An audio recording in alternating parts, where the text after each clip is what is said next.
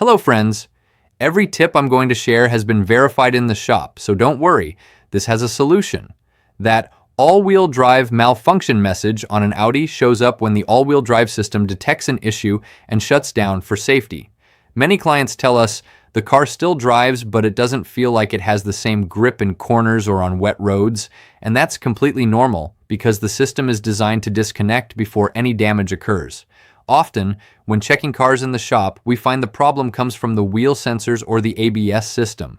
Some clients mention the error appeared along with the ABS light, and it makes sense. If the car doesn't know exactly how the wheels are turning, it can't distribute traction properly, so it disconnects as a safety measure. Another situation that shows up frequently involves the internal components of the Quattro system, like the couplings or differentials. One client said, "Suddenly I lost traction in all four wheels." And in the shop, we explained that when the system detects a mechanical fault, it prefers to disconnect rather than risk bigger damage. This is especially common in higher mileage models or those that have been driven under demanding conditions. In some cases, the error comes along with other electronic warnings, and after checking everything, it turns out to be voltage or a weak battery.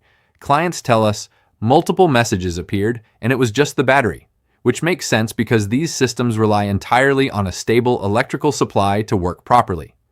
We've also seen that the source can be the software or the module that controls all-wheel drive. A shop technician mentioned, with a scanner and an update, the message disappeared within minutes.